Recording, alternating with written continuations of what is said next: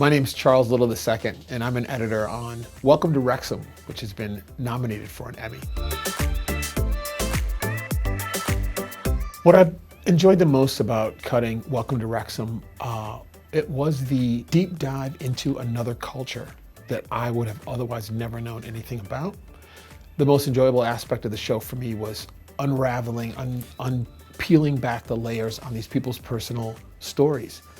It was the town of Wrexham, in a place so far away that I have whatever my own preconceived notions of the UK and England and Wales may have been completely dispelled. I knew nothing about it. And that was the most amazing aspect, was learning about another culture of people.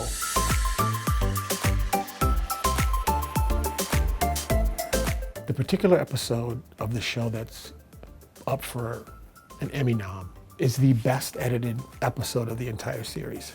One of my favorite aspects of that particular episode are the transitions, the way we intercut the personal stories with what was happening on the field, with what was happening in the town, with what was happening with the townspeople in the stands. Going back and forth, we use these whooshy sound effects, these jump cutty like transitions that might have been maybe more reality TV kind of inspired from a long time ago. Using that technique was really, really interesting. I think it was unexpected for the viewer.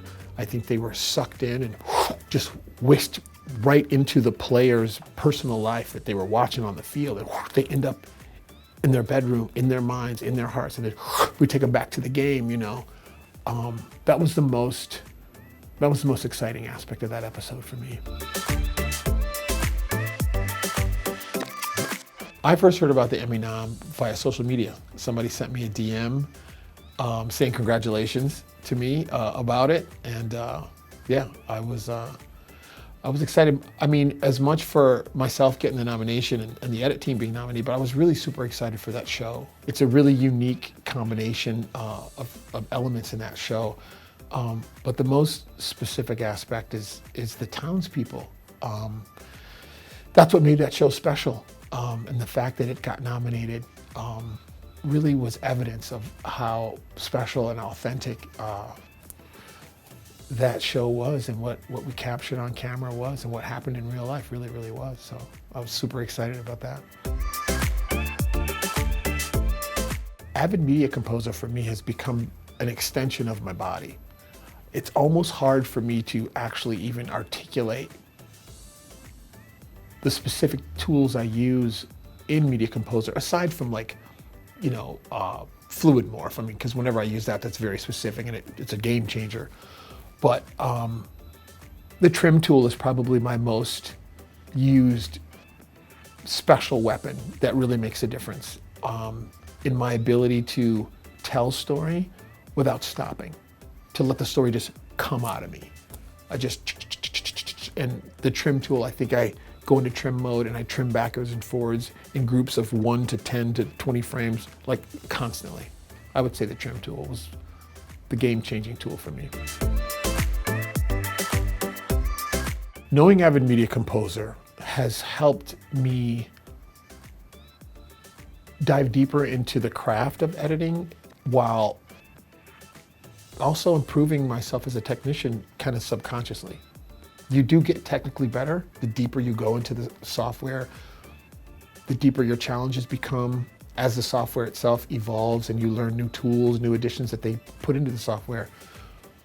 But the way the tool works becomes on a subconscious level. When I'm cutting, I'm not thinking, I'm feeling. It's an emotional endeavor for me, and a subconscious one. Time stops. And I love the way Media Composer has been constructed. For whatever reason, it's the perfect storm of muscle memory and instinct, so I don't have to remember what tool I need. Just like playing piano almost. You see that jazz musician, they go way up here, they go down there, and they reach ding ding. That's how it looks when I cut on Media Composer. You always need a great editor. You will always need a great editor to put together the material, to see the material in a way that no one else has seen it, to interpret everyone else's interpretations of the material. We will always need a great editor.